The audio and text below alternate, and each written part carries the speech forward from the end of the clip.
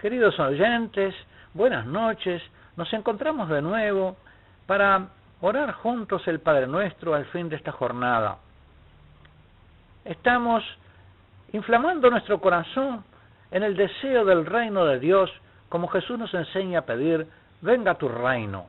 Por eso estamos pensando y meditando, pidiéndole al Señor que nos ilumine acerca de lo que es este reino que Él nos enseña a desear, para que conociéndolo en su hermosura, en su grandeza, podamos pedirlo y desearlo de corazón, que tengamos en nosotros el mismo deseo que tenía Jesús de que este reino se estableciese, el reino de los hijos de Dios, que la condición filial, porque el reino de Dios no es otra cosa que esta condición filial en el corazón de Jesús y en el corazón de todos los que de Él lo aprendan, se establezcan todos los corazones de todos los hombres en toda la redondez de la tierra. Venga tu reino, Señor, venga para todos, venga a mí, venga a todos mis hermanos, que se establezca esta conciencia de ser hijos tuyos, este deseo de vivir como tales, la obediencia amorosa que está dispuesta siempre a cumplir tu voluntad.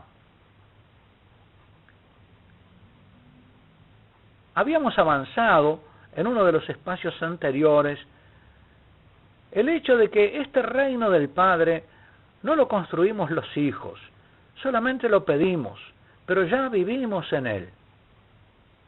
Jesús comenzó su predicación anunciando la llegada del reinado de Dios. El reinado de Dios ha llegado, conviértanse y crean en el Evangelio. Y cuando se despide para subir al cielo, sus discípulos le preguntan, ¿es ahora cuando vas a restablecer el reino de Israel? Los discípulos no tenían todavía clara la diferencia entre el reino del Padre y el reino de Israel, es decir, entre el reino que había anunciado Jesús y el reino mesiánico político que esperaban muchos israelitas. Y todavía hoy hay muchos cristianos que no tienen claro en qué consiste el reino de Dios y lo piensan en términos políticos, sociales, intrahistóricos, y como algo que hay que construir, que los hombres pueden construir, que podría ser obra humana. Sin embargo, el reino de Dios no se construye, se pide, se recibe. Esta condición filial, que consiste en una nueva conciencia, en un nuevo corazón, en una nueva manera de vivir de cara al Padre, recibiéndose de Él, precisamente excluye la voluntad soberbia del hombre que quiere hacer esto y darse la vida por sí mismo. El hombre que se cierra a la dádiva divina y que de alguna manera pretende usurpar la acción del Padre dándose la vida a sí mismo, ser padre de sí mismo. En el Nuevo Testamento no se habla nunca de construir el reino. Jesús jamás habló de construir el reino. De lo que se habla, sí, es de edificar la iglesia. La iglesia, que es de alguna manera como el germen, el comienzo del reino, que está al servicio de la predicación del reino, ella sí se edifica. San Pablo habla de la edificación del templo de la iglesia, de la edificación de la iglesia y de la comunidad. Y es esta iglesia la que predica, y predicando y viviendo en ella, muchos como hijos de Dios, extiende la condición filial a lo largo de la historia. Pero en la iglesia viven muchos en distintas edades espirituales. Hay bautizados que no llegan fácilmente a la conciencia de la condición filial. Hay bautizados que no viven como hijos de Dios, que no viven tratando de complacer al Padre, que no viven tratando de evitar lo que al Padre le desagrada, que viven de espaldas a la voluntad del Padre, que no viven, por lo tanto, obedientes. Y la obediencia es la esencia de la condición filial. En esto conoceremos quién es hijo de Dios, el que vive obedeciendo al Padre. Respecto del reino de Dios y de su realización última y definitiva, el Catecismo de la Iglesia Católica nos enseña que la Iglesia solo entrará en la gloria del reino a través de esta última Pascua, en la que seguirá a su Señor en su muerte y resurrección. El reino no se realizará, por lo tanto, mediante un triunfo histórico de la Iglesia en forma de un proceso creciente, progresivo, sino por una victoria de Dios sobre el último desencadenamiento del mal que hará descender desde el cielo a su esposa.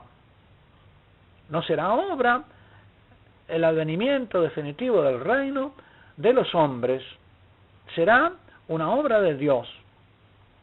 El triunfo de Dios sobre la rebelión del mal tomará la forma de juicio final, y después de la última sacudida cósmica de este mundo, ¿qué pasa? Por lo tanto, tanto el comienzo del reino, con la encarnación y el nacimiento de nuestro Señor Jesucristo, su vida pública y su pasión y resurrección gloriosa, tanto ese comienzo como el final, cuando Él venga con gloria a juzgar a los vivos y a los muertos, son obra de Dios. Nadie pudo dar origen a este reino con la encarnación del Verbo sino el Padre. Nadie puede darle fin sino el Padre. Por eso nosotros también, cuando decimos venga tu reino, pedimos y anhelamos de corazón esta segunda venida de Cristo, que vendrá a completar la instalación de su reino en la historia, a hacer culminar su obra de rey y a manifestar su realeza. Para Jesús, el reino de Dios era el reinado del Padre, la condición filial instalada en los corazones de los hombres. Y el reinado del Padre, naturalmente, tiene por ciudadanos a los que viven como hijos de Dios.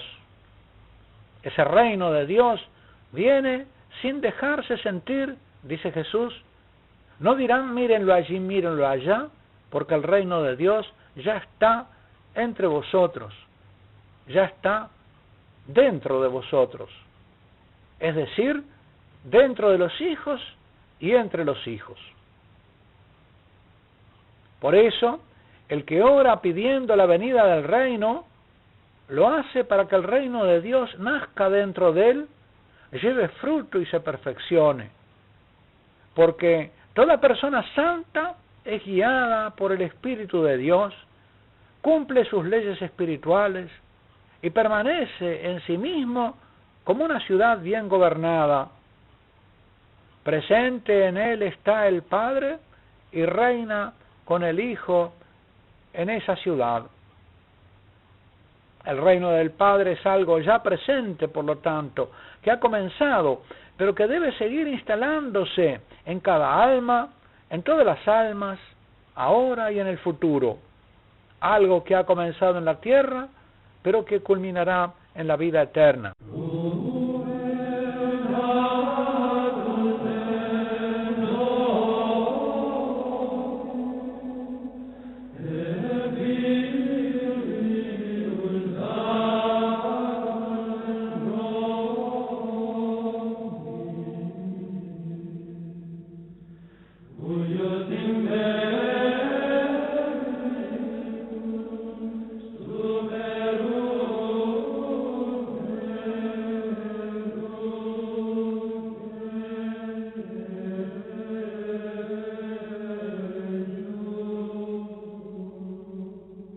El misterio de la Santa Iglesia se manifiesta, según nos enseña el Concilio Vaticano, en su fundación, pues nuestro Señor Jesús fundamentó su Iglesia predicando el Evangelio, la buena nueva, que anunciaba el reino de Dios prometido muchos siglos antes en las Escrituras. Este reino de Dios que Jesús nos hace desear y sobre cuya naturaleza estamos meditando en este espacio. Jesús anunció: el tiempo se ha cumplido y el reino de Dios se acercó, se aproximó, ya está aquí. Claro, estaba en Él. Él era el Hijo. Él venía a enseñar a ser hijo. Nadie antes de Él, ningún hombre antes de Él, podía habernos enseñado a vivir como hijo.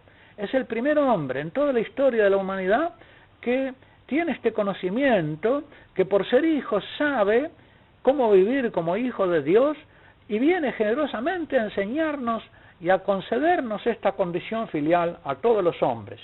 Por eso, la humanidad se va a dividir en dos, antes de Jesús y después de Jesús. Una humanidad que no sabía ni podía saber vivir como hijos, y una humanidad después que puede aprender a vivir como hijos porque está y es de dominio público esta sabiduría divina que invita a todos los hombres a entrar en el banquete del reino y a disfrutar de estos bienes de la condición filial.